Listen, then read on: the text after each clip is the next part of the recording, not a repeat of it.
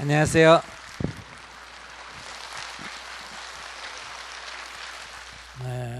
미국 뉴욕 맨하탄에서 불교 기독교의 대화가 있었습니다. 기독교 신학대학 중에 아주 유명한 유니온 신학대학이라고 맨하탄에 있는데, 그곳에서 세계 불교 지도자 가운데 이렇게 실천적 불교를 하는 사람, 즉 환경운동을 하든지 가난한 사람 구호 활동을 하든지 또는 평화운동을 하든지 이런 사회에 좀 적극적으로 참여하는 분들, 그리고 기독교에 또 그러신 분들, 전 세계적으로 좀 거의 빠지지 않고 거기서 다 초청을 했습니다. 거기서 저희들이 이제 논의한 게, 첫째가 이 경제 성장과 더불어 이 경제 양극화, 그러니까 이 빈부격차의 지나친 심화로 인한 이 절대 빈곤층, 이 고통을 어떻게 할 것인가 하는 문제. 그 다음에 두 번째는 이 전쟁과 폭력으로부터 겪고 있는 인간의 고통을 어떻게 해결할 것인가, 즉 평화 문제죠. 첫 번째 거는 요즘 말하는 경제 민주화나 복지 문제라면, 두 번째 거는 평화 문제다, 이렇게 볼 수 있습니다. 그 다음에 세 번째 이슈는 이제 이 성차별, 그러니까 여성차별의 문제였어요. 결국은 성평등이라고 할 수 있겠죠, 이 문제. 그리고 네 번째는 이제 인종차별.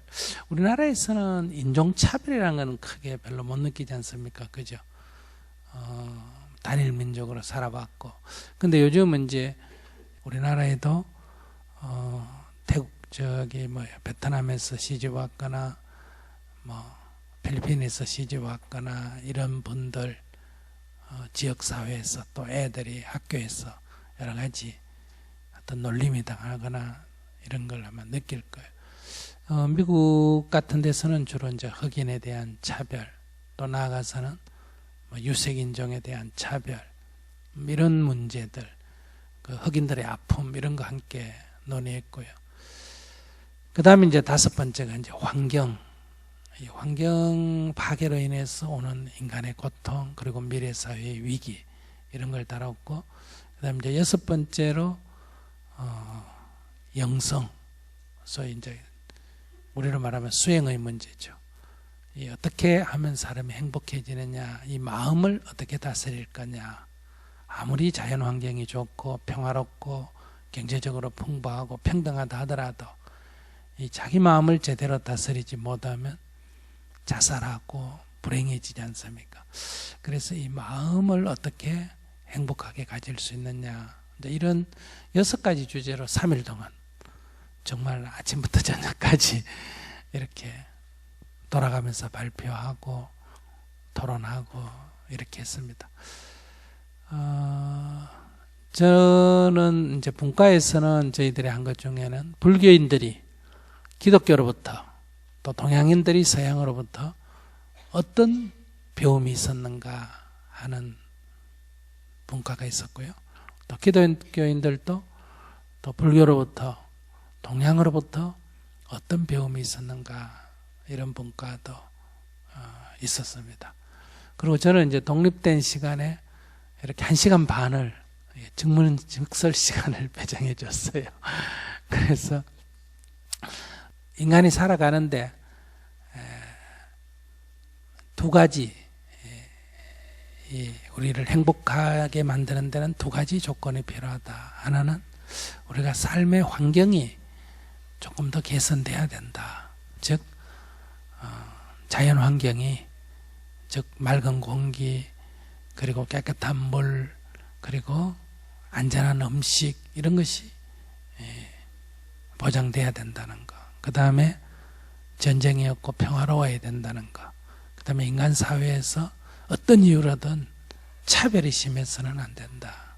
여성이라고 차별받거나, 피부빛깔이 검다고 차별받거나, 민족이 다르다고 차별받거나, 종교가 다르다고 차별받아서는 안 된다.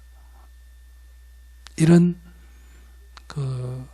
환경이 우리가 살아가는 삶에 많은 영향을 주고 있습니다. 특히 요즘은 이 경제적 불평등, 요즘 젊은이들 직장이 없다든지 또 비정규직 직장이 자꾸 늘어난다든지 이런 문제들이 많은 젊은이들에게 좌절과 절망을 주고 있습니다. 그래서 이 환경을, 이렇게 삶의 환경을 조금이라도 개선해내야 된다. 그것의 기본이 사회적 정의, 자스티스라고 하는 정의가 되겠죠. 불교로 말하면 이런 세상, 좀 더 사회가 정의롭게 되어 있다. 사회가 좀 더 사람이 살기에 적절한 사회적 자연적 환경이 되어 있다. 이걸 뭐라 그래요? 정토다. 이렇게 말해요. 그 다음에 이제 두 번째가 이 정신세계, 마음의 문제입니다.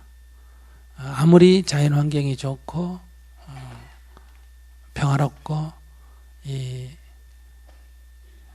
경제적으로 풍요롭다 하더라도 그 속에 사는 사람은 다 번뇌가 많고 괴로움이 많습니다.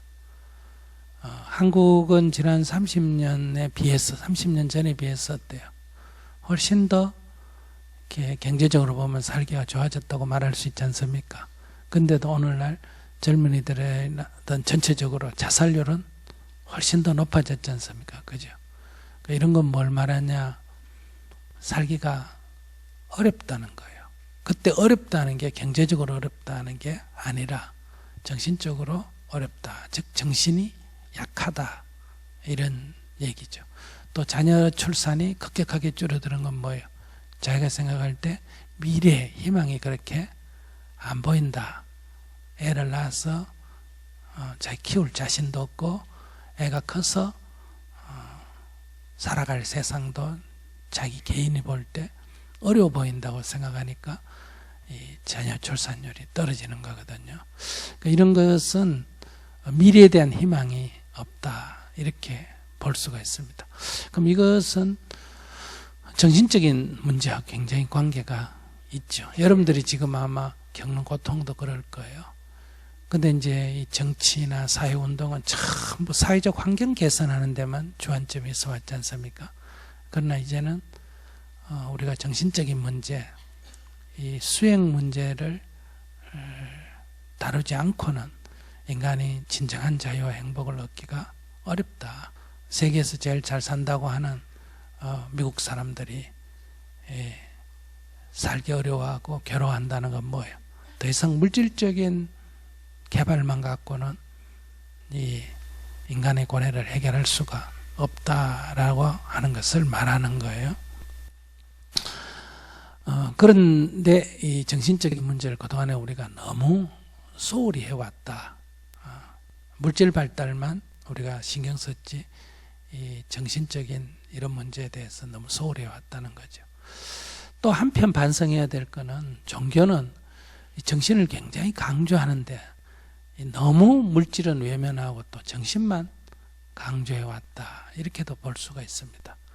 특히 최근에 들어와서는 종교가 말은 정신을 강조하면서 종교 또한 어때요? 물질적인 것을 지나치게 의지한 거 아니냐. 진정으로 인간이 자유로워지는 이 정신적인 문제에서 종교의 영역이 점점 줄어들어요. 그래서 정신적으로 요즘 힘들면 어디 갑니까? 옛날 같으면 다 교회를 가고 절로 갔는데 요즘은 어디로 가요? 상담사한테 가죠. 그죠? 조금 더 심하면 어디로 갑니까? 정신과에 갑니다.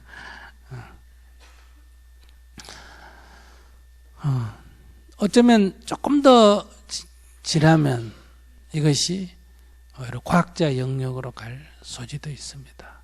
그런 것은 그만큼 우리가 정신 문제에 있어서 종교가 자기 본연의 역할을 잘 못하고 있다. 이렇게 볼 수가 있습니다. 그런 면에서 이제 우리는 불교니 기독교니 또는 뭐 누가 잘 어느 게 더 좋으니 이런 문제가 아니라 인간이 겪는 고통을 현실적으로 실제적으로 어떻게 해결할 수 있느냐, 해결하는 데 도움이 되는 역할을 할 수 있느냐, 이 문제가 중요한 과제가 된다. 즉 불교가 나았냐 기독교가 나았냐 하는 논쟁은 이제 의미가 없어졌다. 즉 환경 문제에 대해서 어떤 우리가 삶의 방향을 또는 이 악화되는 환경을 개선하기 위해서 어떤 대답을 내놓을 거냐, 또 평화를 위해서 어떤 역할을 할 거냐, 이런 인간사회의 여러 불평등을 해소하기 위해서 어떤 실천을 할 거냐, 또 정신적으로 방황하는 사람들을 위해서 어떤 안내를 해줄 거냐, 이거는 목사, 신부, 스님들이 머리 맞대가 같이 의논해도 답이 나올까 말까 한데, 셋이가 맨날 싸운다 그러면 어때요? 답이 나오기는 더더욱 어렵겠죠. 이런 새로운 시대에 우리가 지금 들어서 있다. 이제 그게 세계가 한 군데 모였을 때 이 각각의 다른 것들이 이렇게 따로따로 있을 때는 자기만이 옳다 하면 되는데, 이게 이제 한 자리에 모여놓으면 어때요?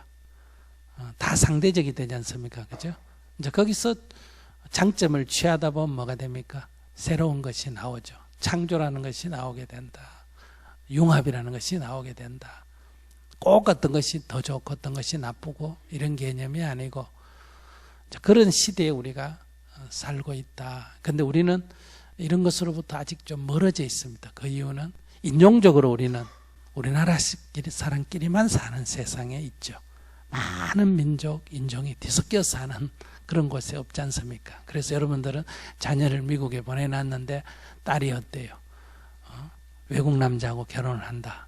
뭐 백인까지 봐주겠는데 흑인 남자하고 결혼을 한다. 며느리를, 흑인 며느리를 보겠다. 그러면 아마 난리가 날 거예요. 그죠? 근데 이제 그건 명백하게 인종차별에 속한다. 이렇게 볼 수 있고, 불교 집안에 기독교 며느리가 온다. 기독교 집안에 불교인 며느리가 온다. 이래도 우리 사회에 지금 큰 갈등이지 않습니까? 왜냐하면 우리가 워낙 이렇게 좀 폐쇄적이라 그럴까? 우리가 개방됐다 하지만은 우리 북한 보고 뭐라 그래요? 폐쇄적이다 그러잖아요. 우리 확실히 북한 보면 폐쇄적이 아니에요. 폐쇄적, 우린 굉장히 개방됐다 그런데 더 넓은 세상에 나가보면 우리들은 굉장히 폐쇄적인 상태에 지금 살고 있는 거예요. 의식이 굉장히 폐쇄되어 있는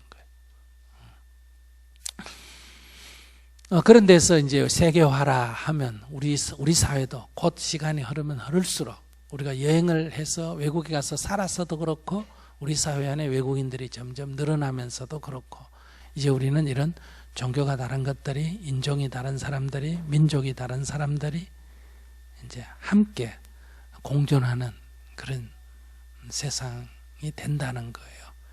초기에는 많은 혼란이 오겠죠. 그럼 그런 혼란을 극복하고, 여러분들 중에도 며느리 중에 태국 사람도 하나 있고, 필리핀 사람도 하나 있고, 그러면 집안에 어떨까?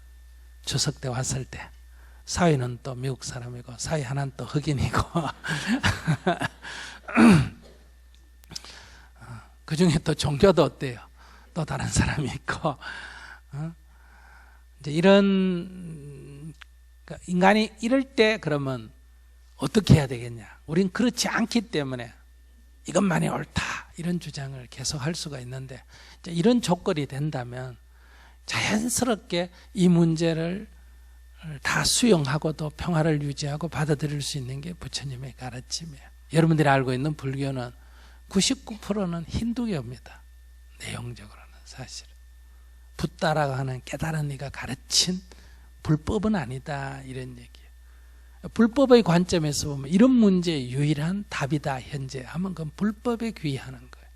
법은 이 모든 것들을 다 수용할 수 있는 그런 모순을 극복할 수 있는 가르침이기 때문에, 그래서 오늘날 환경 문제든 평화 문제든 소위 말 차별 문제든 이런 다양성의 조화 문제든 이것에 많은 사람들이 불법에, 불교라 하기보다는 불법에 관심을 갖게 되고 귀의하게 되고 그런 이유입니다.